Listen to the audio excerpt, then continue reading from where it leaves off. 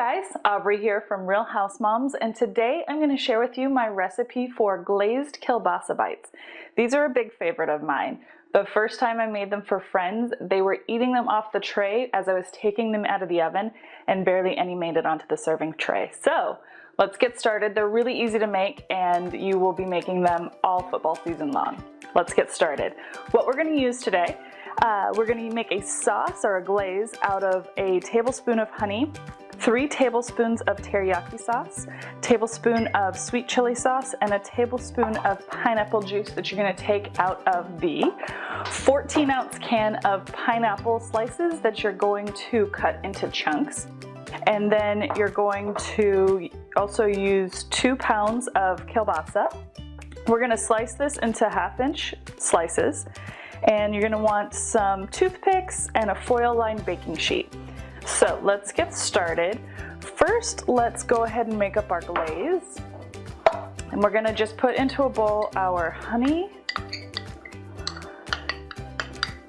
I love the fact that this is sort of it's sweet and spicy, but it's not really spicy, to be honest with you. The sweetness, there's so much going on with the honey and then the sweet from the teriyaki and the pineapple juice that it sort of counteracts the spiciness. But I do like the addition of the peppers in there. So we've got all those ingredients. We're just going to whisk them together until they're combined and then set this aside. Perfect.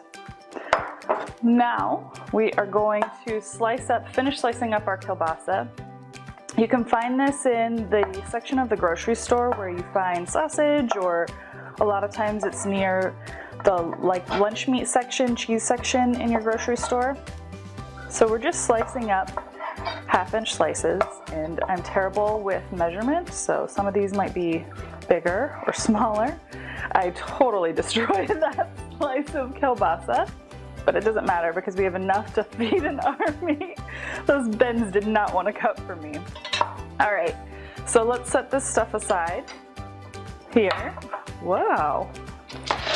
All right, we're gonna put this off and we're gonna sort of assemble everything.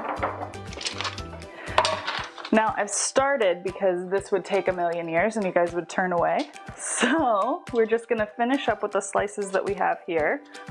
You just put them onto the baking sheet.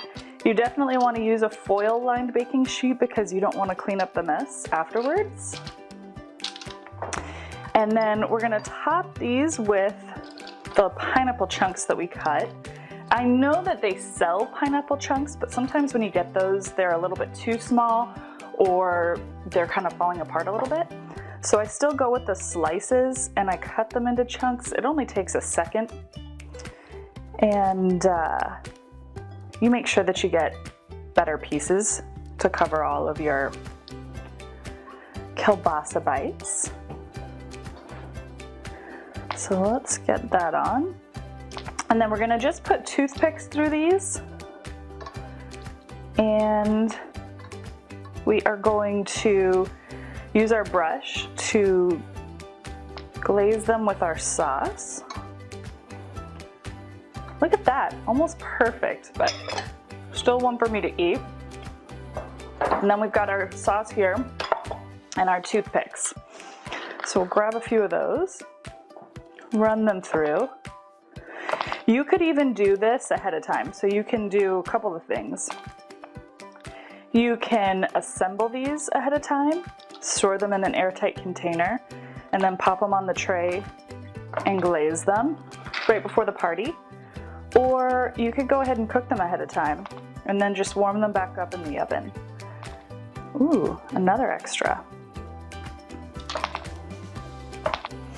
I'm a big fan of make-ahead foods for parties because when I first started cooking for friends and family to come over, I would do these elaborate dishes, and then I found myself stuck in the kitchen the whole time and I missed out on the party.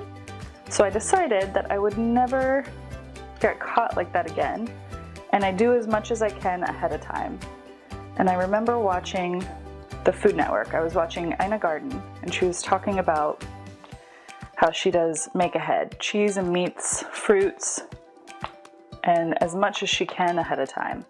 And I thought, that is the simplest idea, and why have I been busting my hump when I don't need to and I can enjoy the party? So that has been my new strategy. Thank you, Ina. And let's see, just finish glazing these guys up, and then we're gonna pop them in the oven. Isn't this the cutest little silicone glaze brush, actually? It's like a little carrot. I found it in the dollar section at Target, and I've used it forever, ever since. So we're gonna pop these into the oven. So we're gonna cook them at 425 degrees. Your oven should be preheated, and you're gonna cook them from anywhere to 15 to 20 minutes. So we'll go ahead and stick those in. I'm gonna disappear.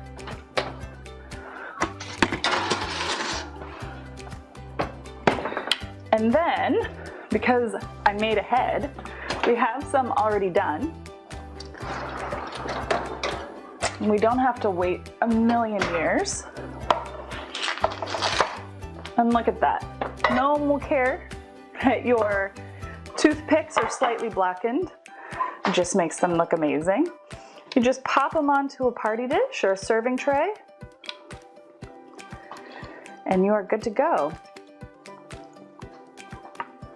All right. For more recipes, make sure you're following us on Facebook or on YouTube. And to get this recipe, head on over to realhousemoms.com. Enjoy!